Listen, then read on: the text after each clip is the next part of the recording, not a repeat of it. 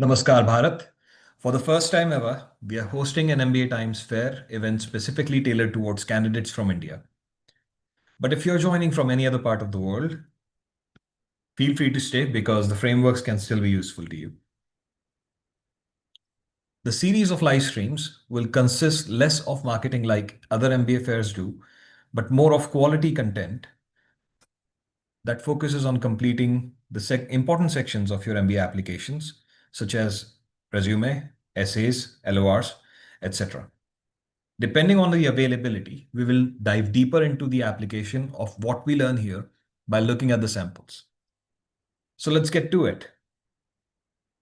Today, we'll be discussing the Ross School of Business at the University of Michigan, as you can see on the screen. And here is where you will be if you manage to get in. And your odds are going to go up if you stay and watch the entire session till the end. And wait for a little surprise before we start looking at the samples.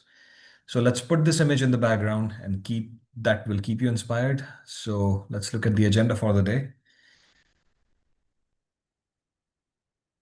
Couple of things before we look at the agenda. First, you can scan this QR code that will take you to a WhatsApp group. This WhatsApp group will serve as a medium for you to ask any questions while the session goes on. And towards the end, when we have live Q&A, you can get those answered live. If you have questions later in the application cycle before round 2, you can use this group as a medium to have those answered too.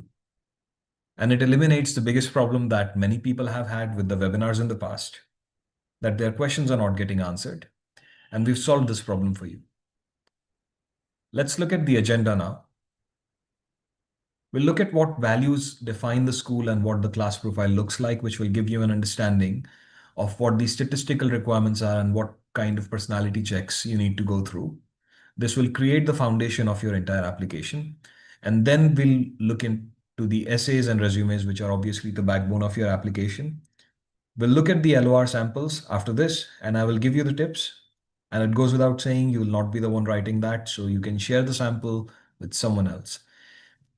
It will also be shared in the same Q&A group for which the QR code is still up for scanning. I'll make sure that I share this in the very end again so that you can just have a look at what we went through.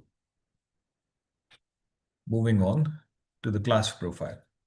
So as you can see, Ross class profile has the size noted at 379 students.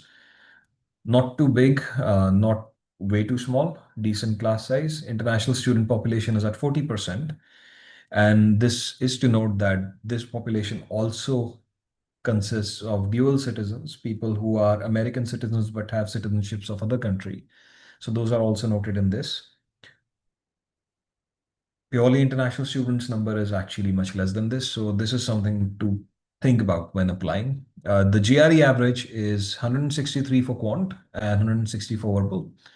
More quant heavy, as we can see, 323 in total on average. So for the Indian students, though, I usually recommend having like a 330 GMAT if you're targeting schools like Ross and schools which are also in the top 15 category. The work experience is at 5.8 years, but I think it's skewed towards the left. So anywhere between 3 to 8 years of experience should be fine for you if you're applying for the MBA program. It really depends on your own goals.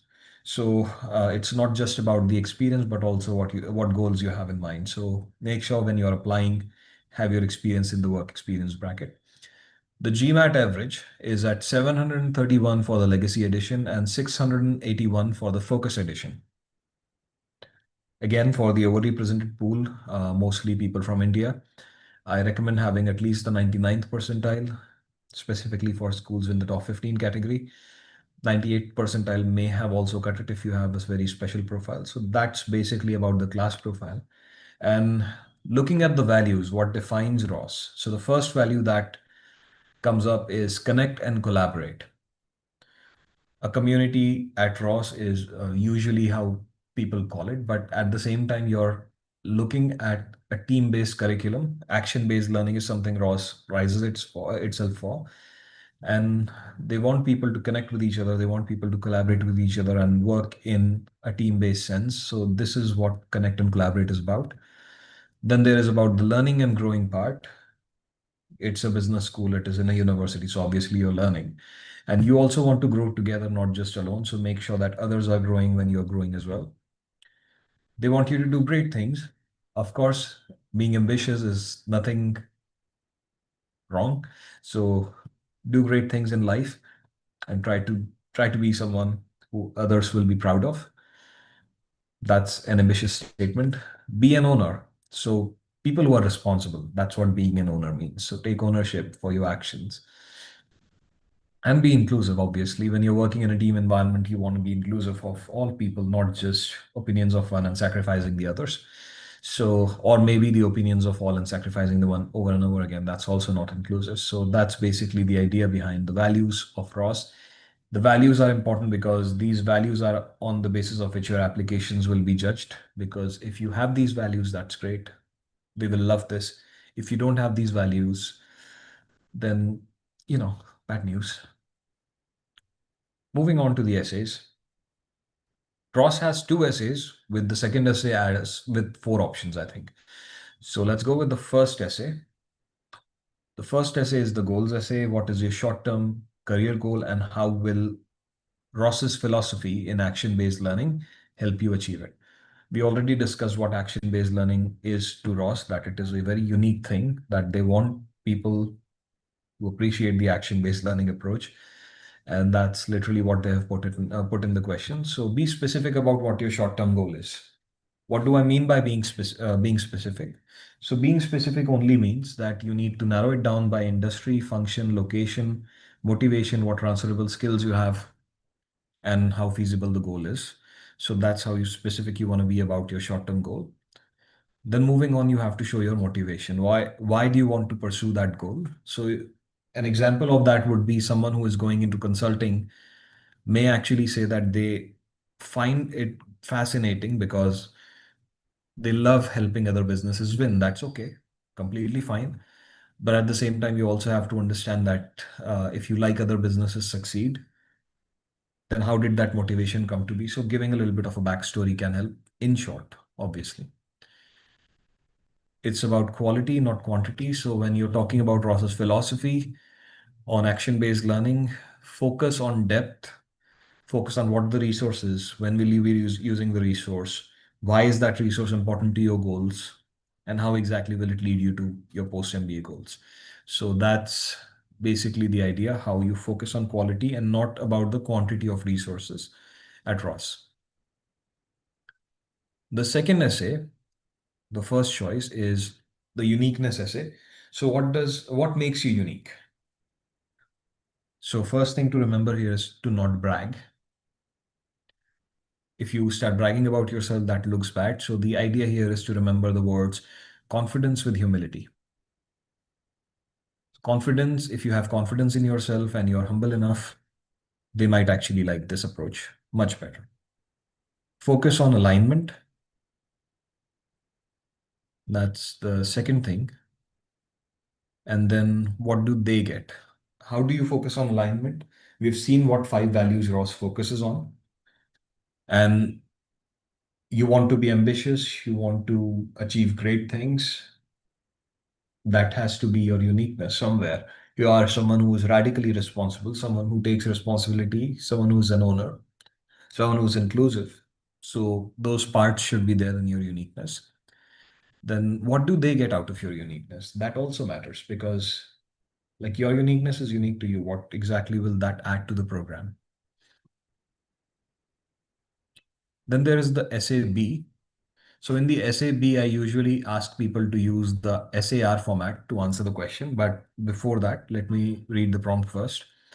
Can you provide a specific example of how you've overcome a personal challenge? So it's basically like a behavioral question and like how did you respond to that challenge? Like a subtle form of behavioral question. How exactly did it shape you? So SAR format basically means situation, action, and results. So what was the situation? the personal challenge situation. What were the actions you took? What were the results achieved? And how did it shape you as a person? So, how did you overcome the challenge and how powerful that made you, or maybe somewhat in those lines? So, that's basically the idea. That's what they're trying to ask you. Focus on your emotional quotient. You have to focus on your people skills. How exactly has it grown you as a person? Like if you have grown more emotional intelligence because of that particular event, that's also good. If you've learned more empathy because of that situation, that's also fine. And what impact did it have on the others? Because you also want to talk about how did that growth affect the people who were around you while you were facing that particular personal challenge. So that's the essay number second, choice B, and we'll move on to the choice C. What's this choice C? What makes you excited to get up each morning? This is actually very good because it complements essay number one very well. Because you can talk in depth about your motivation for pursuing your goals. So, this essay is basically asking about your motivation. What exactly is your motivation? Why do you want to join Ross? Why exactly do you want to pursue a particular goal that you have in mind? So, they want to see what your direction in life is. And this has to be well aligned with what your goals are. That if you want to go in consulting, maybe you have longer, like a long term goal where you have a bigger purpose in life, where you maybe want to grow the network in the consulting industry and then want to be an entrepreneur. That's okay. So just align all of those motivations. Just say that moving in this direction in my life is what motivates me. And this is how you like tackle this essay. You start with the motivation, you show them what direction you're moving in and align that with your goals. And that's basically how this essay is completed. And it's a very good complement for essay number one. So it works very well. Moving on to option D. Again, this is a situational question. Describe a time when you made a difference in your community or with an individual. This is an important question because it's asking what kind of a leader you are and how exactly are your values aligned with that of Ross. So the first idea here is to remember the STAR format because it's a situational question. So usually we use that to answer the question. What was the situation? What were the actions you took and what was the result on the community or the individual? And was that really a difference that you made in the life of that person or the institution? So focus on the why. Why exactly did you interfere in the life of a person or a community? Why was it so important to you? Why couldn't you just mind your own business? That's the idea, right? So why did you want to do something good for someone? That motivation is what will define you as a Ross leader. And if it is something that is well aligned with what Ross is, and we have already seen the values, then that makes more sense. So that is the idea here. So focus on the why and align the why with the values of that institution.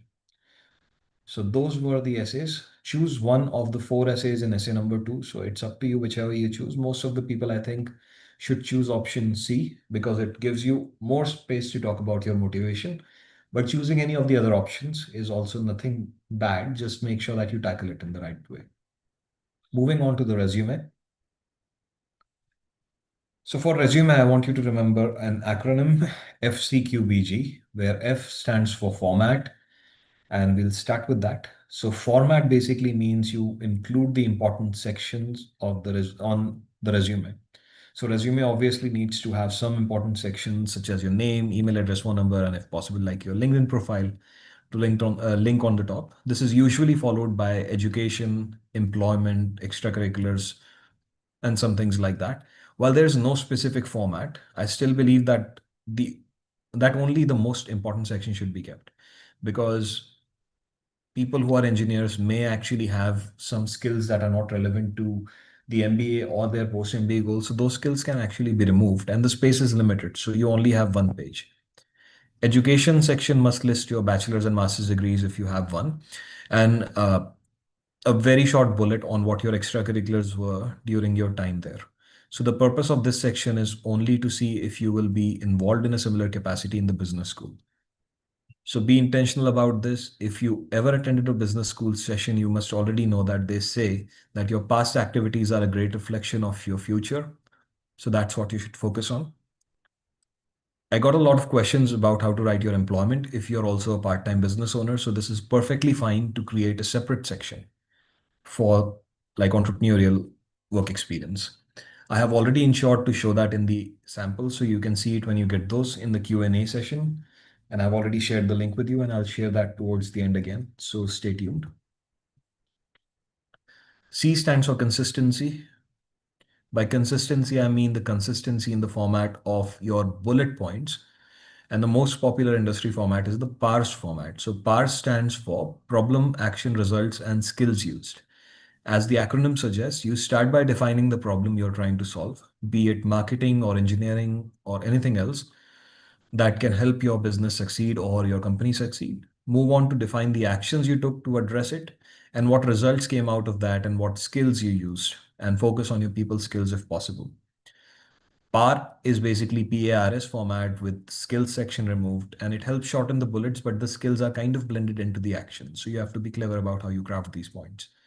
RAS stands for results, actions, and skills, where putting results first help you make the impact come first. And in case someone is skimming through your resume, they can get surprised on how you did certain things, and it makes them more curious to read more. There is no preference for one over the other, but I must tell you not to mix them all in one resume. Only one consistent bullet format per resume, PARS, PAR, or RAS, or not and. So make sure that you just stick to one. Then there's quantification. So it's most heard of in the MBA admissions industry. Your bullets need to be well quantified. So what needs to be quantified? Your impact needs to be quantified. So while quantification is usually more or less mandatory in the impact, it would not hurt to mention the size of the team you led for the particular incident to make it even more credible. So if you think you don't know how to quantify the bullet, that's completely fine. Just think about why you exist in the organization and why that organization is hiring you to make money out of you. And the thoughts will just start popping up. So if you think in the negative direction, a lot of positive thoughts pop up that this is why I'm there. And as it says on the slide, you can highlight operational efficiency, revenue increase, sales, whatever you want with numbers, percentage, cash, etc., depending on what you did. Just remember that you need to enter the currency of the country that you're applying to. So in this case, for Michigan Ross, it would be US dollars. And I also understand that because of the purchasing power parity and the exchange rate difference, the converted amount may look smaller in dollars. So you can accompany this with a percentage change to show the greater impact. And the admissions team has a good understanding of what the currency exchange rate difference can do. Branding, which is what B stands for. Many people underestimate this, but I usually use this phrase to explain this. A hero can rarely be a sage, and a sage can rarely be a rebel. All three have different personalities, as you can think of. A hero is someone who steps in, takes the responsibility for the people, and solves their problem. Then people rally behind them because of that. A sage is someone who shares the wisdom and helps solve the people's problem, and people rally behind them because of their intelligence and wisdom. And then there is the rebel that comes in, disrupts the status quo, and by creating something completely different from what used to be, the rebellious attitude and uniqueness are what attracts people to them, and people rally behind them because they were too frustrated with the status quo. So all three are different kinds of personalities, and you need to remember that you are a business leader. All three of these that I listed are also leaders. So what kind of a leader are you is entirely up to you. But the way you show your brand needs to stay consistent in your essays, resume, and LORs. So your people skills do matter. So what do I mean by it needs to stay consistent in your essays, resume, and LORs? Simple. Just try to see this.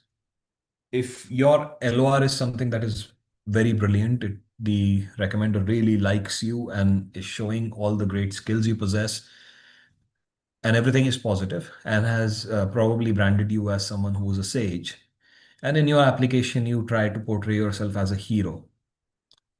So it's a mismatch in the essays and LORs, because LORs are supposed to be a confirmation of what you have written on your essays in terms of your personality and who you are as a person. So, in terms of your self awareness and your self actualization, you might lose points, and not just lose points, you will actually fail the application. So, that was branding, and now we move on to goals. This is perhaps the most overlooked part, that you forget that the resume actually needs to contain transferable skills which are more relevant to your post MBA goals. Here's how you can modify your resume to meet your requirements. First, let's take the industry. Let's assume consulting. Ross is good for that. Next, you have the function in mind, which is usually associate or consultant, depending on the hierarchy. So in higher hierarchy, it's associate. So we'll take that. Then, as a target company, we'll choose McKinsey, fairly hierarchical company. And in school's feeder location, that's usually Chicago. So you want to be an associate in consulting industry at McKinsey in Chicago. Now you Google this information, something will pop up on company's website. You will see the job description. And from the job description, you can pick out the key skills and see if your bullets match those and plug the key skills in. That's basically it. That's all you have to do to show transferable skills in the resume. So better way of dealing with this is to use the generative AI tools and let them give you the overlapping keywords by putting your bullet points and then putting the job description in there and see what overlap is there. So remember, you're using AI to give you the overlapping keywords. You're not using AI to frame the bullets at all. You're not using AI to create the application at all. You're just using AI as a tool, not to create resume bullets.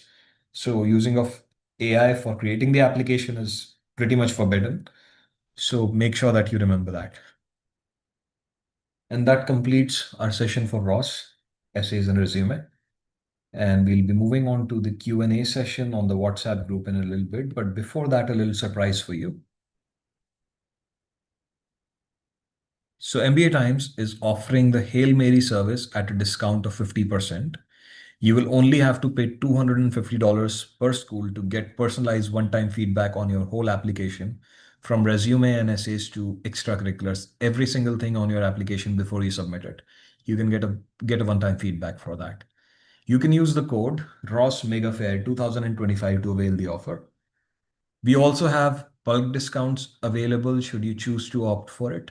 The website will have an option to select the number of schools, so you can scan this QR code and it will take you to the website. Alternatively, you can visit MBA Times by going to www.mba-times.com/code to request this code yourself. So if you want a one-time feedback or if you want this in bulk even, all options are available. You can just scan this QR code and it will take you to the web page. And know that this offer is limited to the Mega Fair registrants and attendees only. So if you've not registered, please do. And attendee, obviously, if you're seeing this, you are an attendee, so you're good. And now we move on to the WhatsApp group, and here is the QR code for that. I've just shared this so you can join the WhatsApp group. And I'll end the live stream now so you can join the WhatsApp group. I'll see you right there.